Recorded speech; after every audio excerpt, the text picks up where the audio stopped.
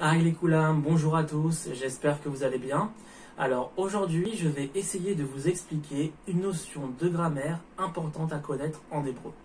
La notion d'état construit. C'est quoi un état construit en hébreu?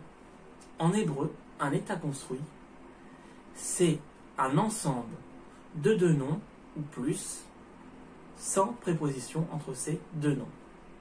Et cet ensemble de deux noms va exprimer une seule et même idée. Exemple. Kos shel café. Une tasse de café. Pour former ici l'état construit, je vais dire kos café. Ici, j'ai supprimé la préposition shel pour former mon état construit. Ça va donner donc kos café, une tasse de café. Maintenant, ce qu'il faut savoir, c'est que l'état construit peut parfois engendrer des modifications au niveau des voyelles de certains noms. Exemple. Avec le mot baït. Baït, en hébreu, ça signifie une maison. Maintenant, si on veut utiliser ce mot pour former un état construit, ce mot va subir une transformation au niveau de ses voyelles. Exemple. Si je traduis en hébreu une école, ça se dit Bet Sefer. Ici, on remarque quoi? Baït s'est transformé en Bet. Donc, ce qu'il faut retenir, c'est que pour former un état construit avec Baït, je vais ici transformer Baït en bête. Ce qui va donc donner pour école bête Sefer et non pas Baït Sefer. Prenons un autre exemple avec le mot cheder. Cheder en hébreu ça signifie une chambre. Alors, si on utilise ce mot-là pour former un état construit, pareil, il y aura une transformation au niveau des voyelles de ce mot. Ainsi, si je souhaite ici dire une salle à manger, en hébreu ça se dit Hadar Ochel et non pas Cheder Ochel. Donc, Cheder ici va se transformer en Hadar pour l'état construit. Ainsi, je vais donc dire Hadar Ochel, une salle à manger. Ça, c'était donc quelques particularités à savoir concernant certains mots pour l'état construit. Vous allez apprendre d'autres particularités au fur et à mesure de votre apprentissage. Donc retenez simplement là pour l'instant Baït qui se transforme en bête pour l'état construit et Cheder se transforme en Hadar pour l'état construit. Maintenant, concernant les noms féminins se terminant en « et » à la fin, comme par exemple le mot « ouga ». Le mot « ouga » se termine par un « et », qui est la marque ici des noms féminins en général. Eh bien, ce nom-là va subir une transformation quand on va l'utiliser pour former un état construit. Par exemple, si je traduis en hébreu un gâteau au chocolat, comment je vais traduire cela? Je vais dire ougat chocolade. Ici, qu'est-ce que je remarque? Je remarque que le mot ouga, ici, a subi une transformation au niveau de la dernière lettre. Le « et » a disparu et a été remplacé par un « tav », ce qui donne ougat chocolade. Donc ça, c'était un exemple pour les noms féminins se terminant en « et ». Le « et » se transforme en « tav » pour ici former un état construit. Maintenant, pour les noms masculins au pluriel. Alors là aussi, il y aura une transformation au niveau de la voyelle.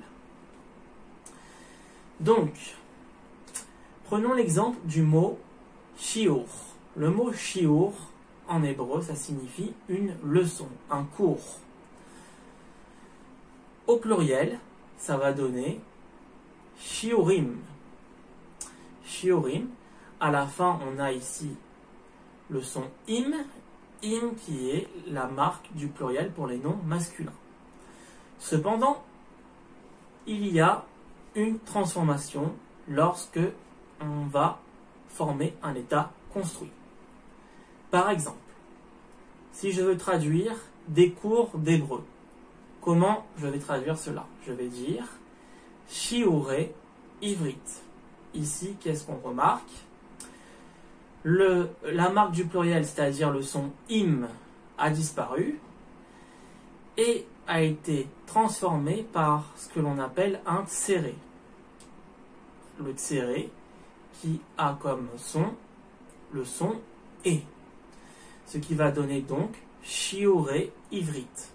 Donc, je répète, pour former ici au pluriel les noms masculins avec l'état construit, je vais retirer la marque du pluriel, c'est-à-dire la marque du pluriel pour les noms masculins, c'est-à-dire im.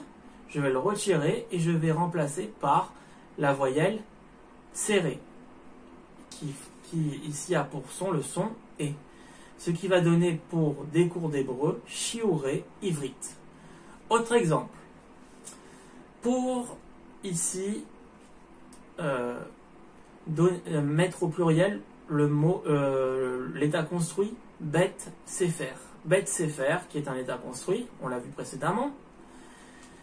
Pour ici le mettre au pluriel, je vais dire baté sefer. Donc je répète, bet sefer. Ici, ça va se transformer en baté sefer. Bet se transforme en baté pour ici former le pluriel à l'état construit.